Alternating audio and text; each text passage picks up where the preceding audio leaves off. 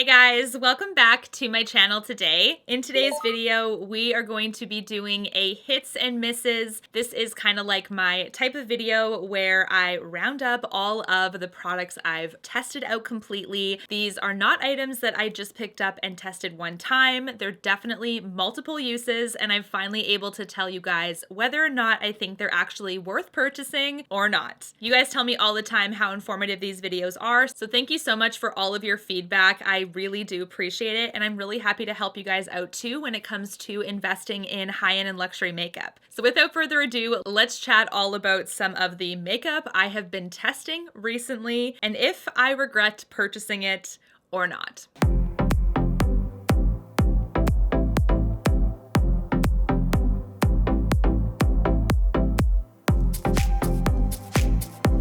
All right, so let's get right on into it. The first product, you guys, is interesting.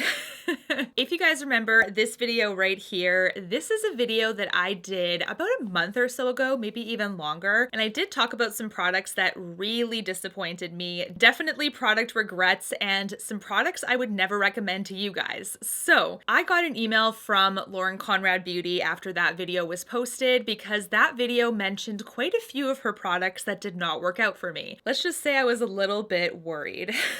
Essentially, out of the entire line, I think the only thing that worked for me was the eyeliner, and that eyeliner still is a favorite. This is the eyeliner I'm talking about here. This is the Lauren Conrad, the eyeliner. It is a liquid eyeliner, and this one has a really, really nice pointed tip. You guys can see here, it is ultra fine, and it actually does a great job of doing like tiniest precise liquid liner. So this is actually something that personally has been a fave, but a lot of the other products were not. There was a cheek tint, there was a lipstick I tried out that just didn't work out, so quite a few things were fails. So in that video, I talked all about that, and the brand actually emailed me thanking me for my feedback, and also I did mention in that video that I wanted to try the lip glosses, but was a little worried about purchasing them, thinking they were going to be another fail for me. So they actually did send me, this is in PR, they did send me all of the lip glosses, despite the fact that literally nothing else worked out except for the eyeliner. So I will give them credit for reaching out to somebody that really wasn't a fan. That I think is something that brands do not do. I think they essentially like to grab onto influencers and content creators that will boast about them no matter what. So someone as honest as myself, I was like, oh man, this is not going to be a good email.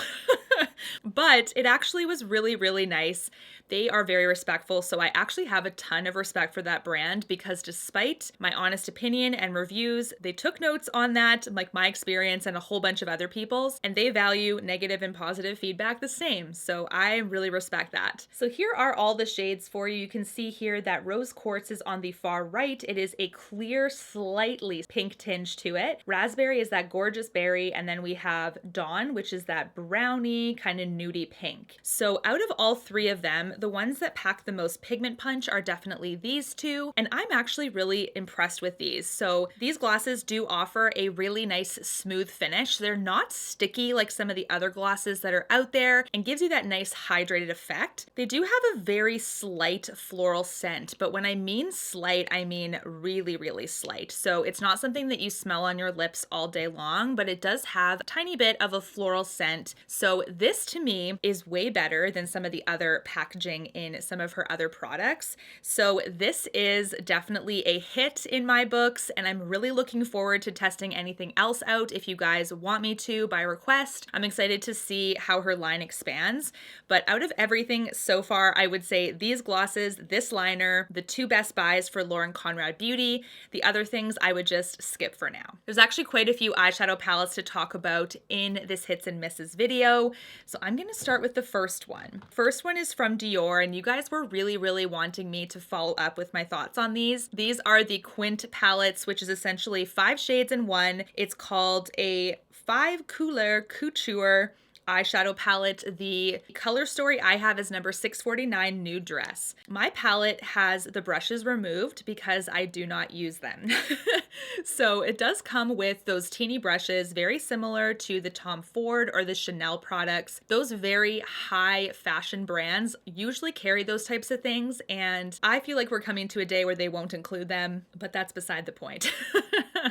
I hope that they don't in the future, to be honest, because to me, they render useless. I know for some of you that you do like them on the go, so that's probably why they still include them. But this is a gorgeous color story, you guys. It's very, very beautiful. Has some shimmers in this. It has a matte in here. This to me is not only beautiful in the detailing of the palette, but it also has a beautiful performance. This is one that does offer a little bit of fallout when you apply it to the eyes, but it is one that is so effortless and so natural looking on the eye. Nude Dress is something that you can easily just put one shade all over your lid and call it. Like, it's just so simple, so beautiful, very creamy and soft to the touch. The swatches here you can see, they're just effortlessly gorgeous. You guys spoke very highly of these and I absolutely agree. There's no smell to these actually. I always double check that because other high-end brands do offer a smell at times. We will get to that. But these are very, very worth the buy. If you are looking for a luxury treat, a Dior eyeshadow palette, I think that these Quints are fabulous. So do let me know any other color story that you've been enjoying, because this formula is so nice, so pigmented, so blendable. It just does a great job with making that ease of use really, really high, which is awesome for those of us that want to treat ourselves, but don't necessarily have all the best skill in the world. The next high fashion eyeshadow palette that I've been testing out is actually from Chanel, and I am wearing a couple shades today from this quad, but we're going to talk about that. This is the Les Four Ombres number 362 Candeur and Provocation. Now you guys, this is the quad that I called provocative candor. I must have been having an off day because provocation and candor is actually what the French translation is. It's not provocative candor, but this is the color story on the inside. So these eyeshadow pans are tiny. They do offer as well brushes in here, which I have taken out. It does have a really nice mirror. You can see the reflection there. And this is plastic packaging with the Chanel logo on the front. And this color story offers a shimmery off purpley taupe. We do have a bright pink, a bright kind of purpley pink, and then we have a matte brown. This is a palette that has a ton of kick up when you apply it to the eye. So when you dip your brush in, there's a lot of powder that kind of sprays everywhere. That's the first thing that I noticed. The second thing about this is it also has an immense amount of fallout.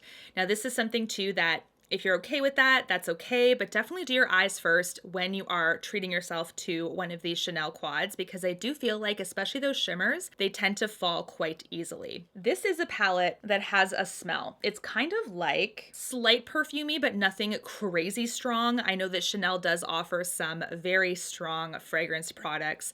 I don't know if it's because my fragrance in this has kind of worn away. It does still smell a little florally like perfume, but it's not as strong as some of the other things that they offer. So we have seen a ton of pinks and blushes in this season when it comes to eyeshadow palettes. So would I say this is something that like absolutely blows me away? I think this is a nice formula. I don't think this is the best I've ever used. I don't think it sucks either. Really, if you are wanting to treat yourself to something Chanel and you want to get an eyeshadow palette, you see a color story that you like, I don't think that this is going to be one that you're going to regret, as long as you make sure that you are interested in these shades enough to justify that price point. I do think that these are great quality, not super unique for this season, and not a formula that I'm like, you need this. It's definitely something that is a nice treat, but only if you see yourself using the product. I want to talk about this cheek palette that I actually hauled from Laura Mercier. This is the Laura Mercier Standing Ovation Holiday Palette. This is the blush color infusion formula, and it comes with 3 shades. Now the shades are peach, rosé, and grapefruit. So going from left to right, peach, rosé, and grapefruit. These, you guys, are so pigmented that a tiny tap for me gives enough blush for both of my cheeks. This is a skill with this one. I feel like they're so pigmented. These blushes, I don't foresee ever hitting pan on ever. They're crazy pigmented. So they are a beautiful blush. Beautiful colors, blend very well. But if you are going to invest in something like this, I would suggest make sure that you are doing the lightest tap, especially if you have a blush brush that is on the denser side. It's going to pick up pigment fast. So these are very beautiful. My favorite is Rosé, which is in the middle. It's actually the blush I'm wearing today, but literally, you guys, light tap, dab, and then blend. into the skin. It does a great job of looking natural and a beautiful flush, very skin-like. It doesn't look like powder cake on your skin at all, but it is a learned skill to make sure that you are not putting too much. You can blend away a little bit of excess, but if you do put on a ton, it will show. Know that these colors are gonna last you until the end of time because it's so much. Each of these pans is 6 grams, and you guys, it looks like I've barely done anything. Like, this looks brand new, and I've been using this for over a month now. Like, you can't tell. The other thing about this is that the lightest tap also gives quite a bit of kick up. So when I was talking about the Chanel eyeshadow palette having kick up and powder kind of across the palette, this does the same thing. That's what I find. So I do find that once I'm done with it, I notice that I'm blowing off the excess powder into the sink or something because it does kind of dirty up the edge of this palette. This is a hit, definitely, but it's very, very pigmented. The colors are fantastic. They last a long time, but just make sure that you are really interested in this palette because I'm telling you, like, I don't see myself breaking this pan. I feel like it might expire before I do. The next product update is actually this mascara. Now, I hauled this over a month ago also. This is the Hourglass Unlocked Mascara. This is called the Unlocked Instant Extensions. Now, I actually really, really love this mascara, but there's one thing I do not love about it, and that is removing it. So this is kind of like a tubular mascara. If you remove it at the end of the night, which you should be, I mean, why did I say if? When you remove it, you will find like little clumps of the mascara. Like, it does come off in little stringy bits, which is very normal for a tubular mascara. It doesn't flake throughout the day, which I like, but when you do remove it, it has the little black bits. I find they fall into my eye a little bit easy, which sucks. So although I like the look of them, I like the look of my lashes, I'm actually wearing the mascara today. It does do a great job of lengthening. I wouldn't say that it's a thickening mascara as strong as some other products. So it's very lengthening. It has a nice, slight, bold look, but it doesn't thicken as much as some of the other products I have used. And this is one that has a really beautiful tapered wand. So you can see here that it's really nice and precise. The bristles are very, very small. So it does a good job of coating every single lash, but the removal process I dread. And it's just a preference thing, you guys. It's not the biggest deal in the world, but some mascaras, you know, they just kind of melt right off with your micellar water, whatever you're using. And for me, it's just like you take your micellar water and it's just like little bits of mascara and it takes quite a few swipes. And that's the only thing that I don't like about this. So do I like the effect of the mascara? Yes, I do think it's a really good buy, but removing it takes a little bit extra time, a little bit annoying, and the stringy bits are just not my preference. So just so you guys know, a forewarning for that, but this is a really good mascara. Speaking of mascaras, this is my next mascara update. This is the Pillow Talk Push Up Lashes Mascara. I'm gonna tell you guys one thing that is very random, weirds me out about this product, and that is the packaging because it's so gorgeous. Like, look at this beautiful, like, pale pink, stunning packaging, but then you see Pillow Talk Push Up Lashes, and Push Up Lashes has a huge exclamation mark. It's like Pillow Talk Push Up Lashes.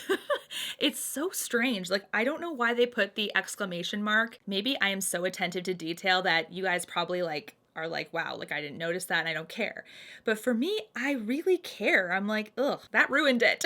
Just take the exclamation mark off. Otherwise, the packaging is brilliant. It feels very heavy in the hand. It has that gorgeous rose gold cap. It does have some nice indents also in the cap, which makes it just extra luxurious. The wand on this one too is very interesting. One of the most interesting wands I have ever seen. It does have a little bit of a tapered edge also towards the point, and it has a bit of a curve kind of towards the back. This to me lengthens beautifully and offers that nice lengthening look and some volume. But the one thing about this one that I don't like is that this one doesn't really thicken either. You almost get to a point with this one. Like, I do think it's a very natural look, but if you're looking for a bolder look, you will hit a limit with this where you just can't go any further. So I do find when I'm using this, if I want a natural look, I leave it. But if I want something more bold, I will pair it with something that will do that for me. So this is a really nice option for an everyday friendly mascara. It does remind me a little bit of my Gucci mascara, which is the, what does it say? Gucci Mascara L'Obscure. So obscure mascara. You can see here that the wand is different but similar also. So it has some similarities with the shape of it, with the bristle length and stuff like that. And it does offer a very similar look. Like how it coats my lashes is very volumizing, very lengthening, but that boldness, that thickened boldness is just missing from this. So a good natural looking mascara, but nothing too dramatic. Next, I want to talk about both of these Supergoop products that I hauled recently. The first product I'm going to talk about is the Supergoop Glow Screen. Now, this is actually a hit for me. I really like it, but I will say that I do find that there's kind of like an upper limit to this. That's the thing. Like, I really try when I'm not wearing makeup anyway, it's a lot easier to reapply my sunscreen throughout the day, which you should be doing. It's harder when you're wearing makeup because really, like, how can you? I don't know. So that's why I have a sunscreen powder for that, but we will get to that. When I'm not wearing any makeup and I've been testing this by itself, when I reapply it, I do find that after the second reapplication, like I find that the protection, you know, when you do every 2 to 3 hours for a reapplication, the glow is still there on your skin and it's a nice iridescent glow, but it can get heavy if you over apply. So when you reapply, which is how you should to get the protection, you start to get really shiny, like really disco ball. So this is not one that does well with the reapplication process, which kind of sucks, you know? So how I'm going to use this one is actually just as a primer or as my first sunscreen, and then I'm going to continue to use my sunscreen powder to reapply. That I think is the major downfall of this one, is that as you're reapplying throughout the day to get that protection and maintain that protection, because really you're using a sunscreen for that purpose, you will start to get quite shiny. So there's quite a few of you that warned me about this. As soon as you start reapplying, it just turns into Shinyville, and it's very true. It's not even just shiny, it's a shine with an iridescent to it. So it very much looks like a disco ball. I'm going to be continuing to use this as a primer with my makeup on top of it and then my powder to reapply for that protection. The sunscreen powder that I'm using currently is actually from my esthetician's office. This is called Institut Esthederm Paris, and it is the Soleil Moderne Moderate Sun Sunscreen Powder. This is what it looks like, you guys, and I haven't seen it online, so I will continue to try to find it. But the only thing about this is it has a fragrance. Ugh, like it does. It's definitely perfumey, unfortunately. It's not super strong, but it's enough to notice for sure. It seems to dissipate on the skin throughout the day, but I wish I had a fragrance-free option, especially because of how often you're reapplying this. This, I believe, is also a 15 SPF, I believe. So in theory, I mean, the glow screen is offering 40, but it's really tough to reapply it with that glowy part of it.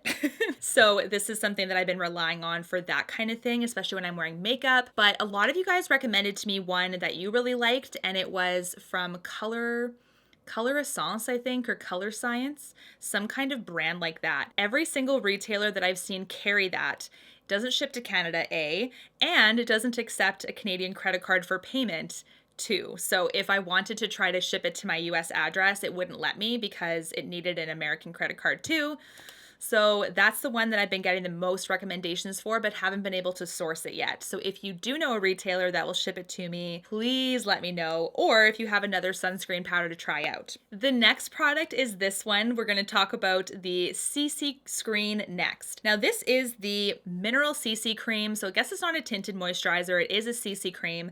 It actually provides quite a bit of coverage. I'm actually using it right now as my base. I would say it's like a light to medium coverage, though. It doesn't go anything past that. So it's very much light with the buildability to get up to medium. Now this to me though is interesting. I do like to apply it with a sponge, but I do find it's quite thick. It does still blend very nicely, but it has a bit more of a drag to it because it's thicker. So I do find that I'm really pushing that product into the skin with the sponge to make it a very natural look. Otherwise it can look fairly thick, fairly cakey if you're not careful. So do take your time when you're massaging this into the skin because it is thicker. And this one, like I said, is the physical sunscreen. It has titanium dioxide as well as zinc oxide in it. And they say that it is a super gentle, antioxidant rich formula that delivers instant luminosity, evens out skin tone. I would say it's only slightly luminous. I think it does offer a little bit of that luminosity for sure, but it's not like a dewy finish. It does have more of a natural skin finish with a slight luminosity. So that is what I would call this product. I don't think it's like super luminous, but it is one that gives you that nice healthy skin look. You just have to be a little bit patient with blending it in slightly because it is a thicker formula. The last two products here are actually both eyeshadow palettes from Too Faced. The first one we're going to be talking about is the Mini Salted Caramel. I've always maintained, you guys, that the tin packaging here, you guys can hear my nail thumping on it. This is the best formula Too Faced offers.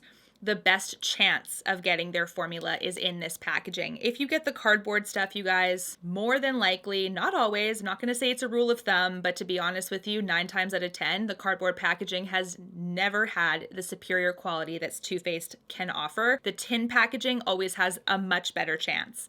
So this is what the color story looks like. It is very warm. It's very fall-like. It smells like salted caramel, very much so. In fact, it does have that nice candy-esque smell. But if you are aversive to scent, you don't want that scent, then just know it is fairly potent. These mattes and the shimmers perform beautifully. If you're familiar with the Too Faced formula, this is consistent with it. In my opinion, I think it just offers enough diversity to give you like quite a few mattes. There's the shimmers in there. Super, super pretty in person. I will say the only shade that is kind of dumb, okay, dumb is the wrong word, but this shade kind of on the end here, the glitter particles are going to be very hard to pick up.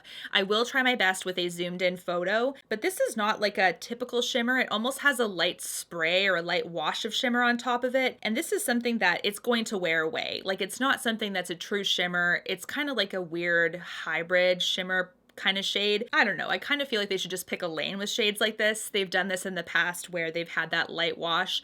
Doesn't typically extend throughout the entire pan of product. I call this like the shimmer, but sorta.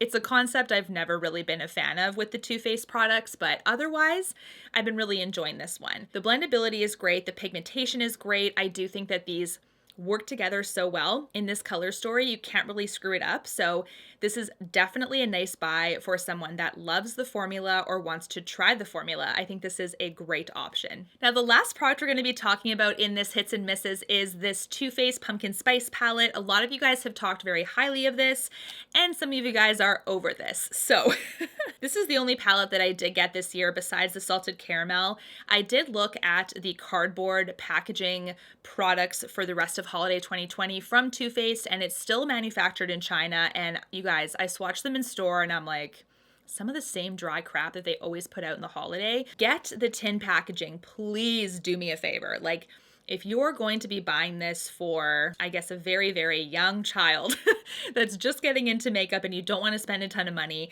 even get one of these, because I feel like if you rob the younger generation thinking that all eyeshadow is dry and crappy, just don't do it. No, I'm just kidding. Obviously, buy whatever your budget allows if you want to get something from Too Faced for someone. But I still maintain that the minis are a much better investment over the long term. The Pumpkin Spice palette has a scent, but it sort of smells like cinnamon to me.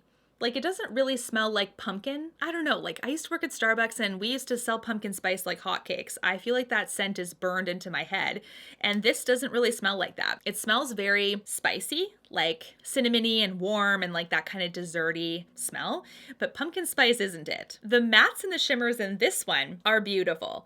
I'm actually going to show you guys here. It's kind of hard to hold open without it snapping shut on my fingers. It's like very aggressive, but this is a beautiful color story. I actually, at first when I hauled this, I was like, I don't understand the pumpkin spice-esque of this color story because there's purples and there's pinks, and to me it's a little interesting, but I actually like the diversity of it because it means that you can put a ton of looks together. The shimmers in here, they do offer some smooth shimmers that are more satin, and then there's also some textured shimmers in here too. The mattes in here also, like I said, very consistent with the rest of tin packaged Too Faced products. I'm fairly impressed. Not a lot of Too Faced stuff gets me, and I almost was going to skip this entirely until a lot of you guys said that I should review it. So those are my thoughts on it. I do think it's a good buy. If you happen to see it, do pick it up if it's something that you are wanting because it is a great product. Lots of good looks I've had in this already, and very, very simple to achieve too, because even though it's kind of all over the place with regards to it's not orangey and it's not pumpkin-y, it does offer those browns and that nice kind of orangey in there, but the rest of the shades work really well. So I think you really can't mess this up either. The versatility of this palette is also really, really nice. What do you guys think of all of these products? What are your favorite products in this hits and misses? Is there anything that you want me to review? Do let me know all of your thoughts in the comments as always. And until my next one, guys, take care. Thanks so much for watching. Bye, guys. You and me, everything that we've been through has made us strong. You won't believe we've had our gray, but somewhere there's a light inside of us. It shows the way.